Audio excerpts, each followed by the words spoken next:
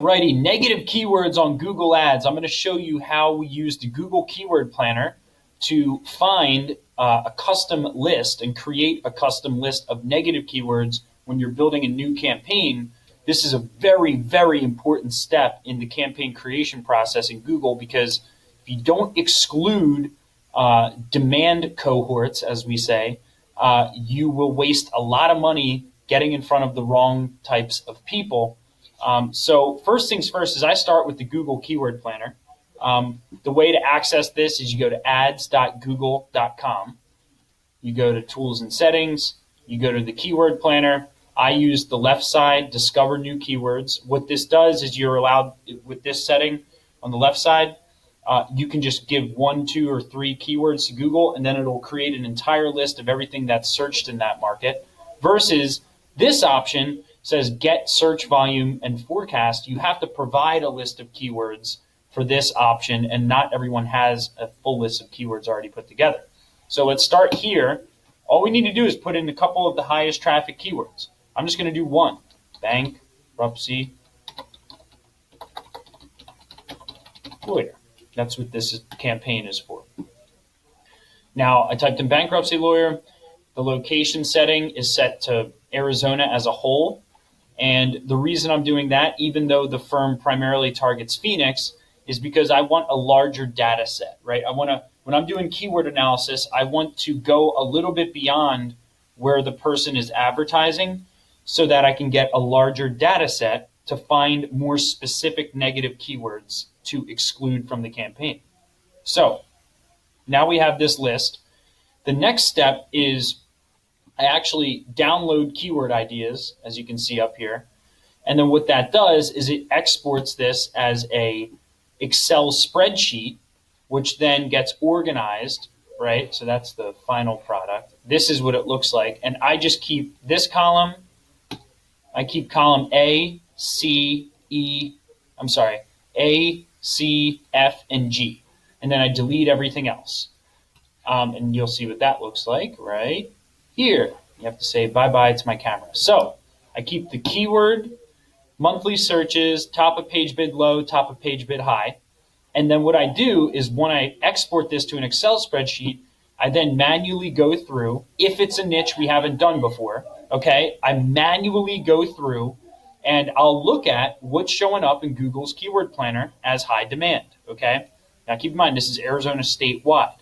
So I bolded some of the keywords that I thought were good for us to go after. Now, this is not by any means completely finished yet, but I bolded some of the keywords I liked. So this is a $3,000 per month budget, which is a smaller budget for a attorney niche.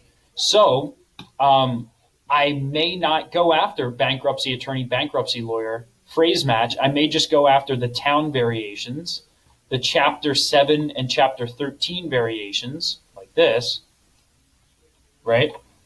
Versus going after just bankruptcy attorney, bankruptcy lawyer, because our conversion rate is going to be a little lower on that than on the town-specific ones. Regardless, this video is about negative keywords. And in red, when you're going through Google's, what results come up, what I do is I highlight in red the keywords that I don't like.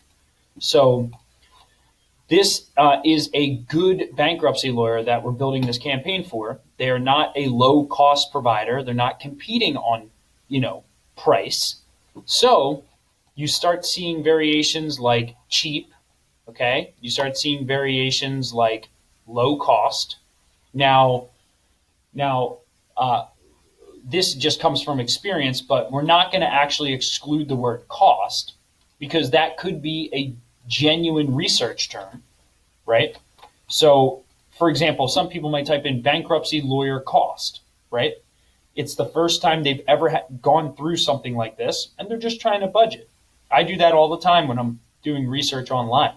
It's not a bad thing if someone's searching for the cost of your service, but if they're typing in the word low before the word cost, that's probably not as good. If they're typing in the word cheap, I hate the word cheap. Cheap means that the person doesn't want value. They just want the lowest possible price, right? So we want to exclude the word cheap as a negative keyword. Then you start seeing dollar amounts. So $690 cost bankruptcy attorney. So you bet your bottom dollar we're going to exclude that as well. And we're also going to exclude the keyword, let's see, pro bono. I mean, that would be stupid to keep in. Pro bono essentially means free. Someone won't, pay for your services until you've won the case, quote unquote. So long story short, I go through, I put in red all the keywords I don't want to go after, payment plans, right?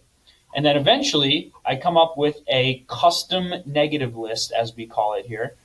The custom negative list is different than the town negative, state full spelling negative list, and the general negatives. So let me just show you what this looks like. So from my keyword analysis, I pulled all the keywords that were highlighted in red that I don't want, which includes cheap, free, pro bono. I did the word pro and the word bono separate. I did the word student for student loans because the client doesn't want that. Low, I excluded, but not the word cost. Payment plan, payment plans, legal aid, right? And then I excluded by the $100 dollar amounts that are below what the client accepts as a minimum retainer for people who are searching like bankruptcy lawyer for under $500, right?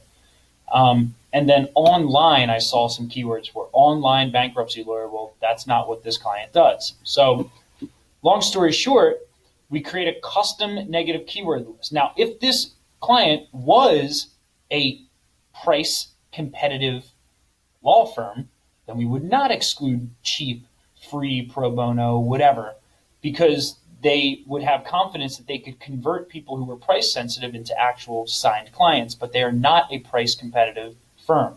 So we are therefore going to exclude it. That's why this is custom, okay? Then something we do for most local campaigns is we exclude every town, state abbreviation, and state full spelling from the campaign. So what does that mean? Well, if someone is physically located in Arizona, but searches for something like New York bankruptcy lawyer, let's say, for example, they are in they're traveling to Arizona for a family get-together. So what happens is they can be physically located in Arizona for a family get-together or business or whatever, and they type in their phone, New York bankruptcy lawyer. So if you're bidding on the word bankruptcy lawyer, okay, that will still show up, even though the person is clearly searching for a New York bankruptcy lawyer physically in Arizona. So you don't want to waste money on showing your ads to people who are clearly looking for a attorney that serves a different market. So you want to exclude all towns that you don't serve, major cities. We take the top 100 by population. We remove the ones that include Arizona. So we have actually a list of 200 now. So check this out. So we go through, we have a list of all the major cities, U.S. cities by population, and then we just do Control F. And then we just go through and we remove all the towns that are in Arizona from that negative keyword list, right? So then once we do that, we go do the same thing for the state abbreviations. And now there's a couple weird ones, like in, we're going to remove, I think that's for, is that Indiana? Yeah. So I'm going to remove in because that IN can show up, when someone's typing in bankruptcy lawyer in Tempe, Arizona, right? So we don't want to exclude the word in. That would be stupid. So we're going to remove that. There's a couple that we always like to remove. But that's the most important one, in. So, and then the state full spellings, we obviously already removed Arizona from this list. And then we have general negatives, which are general negatives that we apply to most similar campaigns to this. So how to, blog, article, salary, salaries, blogs, plural. I'm sure we have, yeah, blogs. So we have a lot of keywords just from years and years of collecting data that we exclude from lead generation campaigns that we've found waste people's budget, right?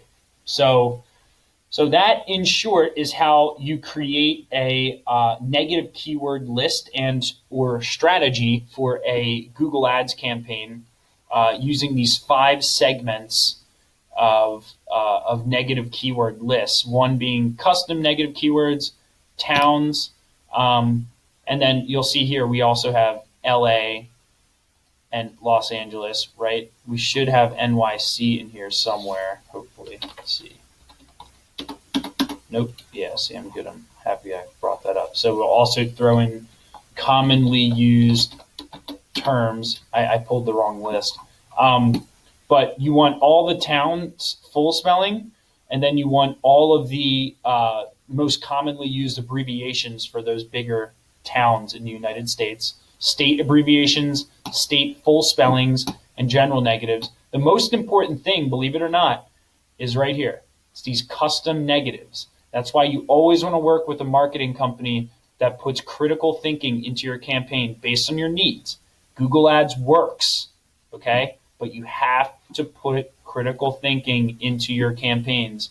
Otherwise, you are going to waste a tremendous amount of money on clicks that do not turn into paying clients or customers or conversions or whatever type of business you run.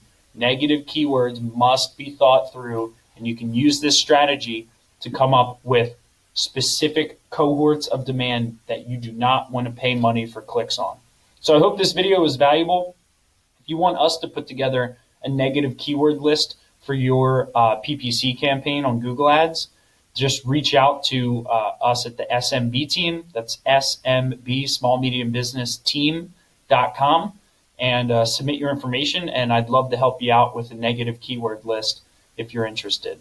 Otherwise, use this video, follow it closely, watch it a couple times, and master this process, and you will save a lot of money on Google Ads. Thanks.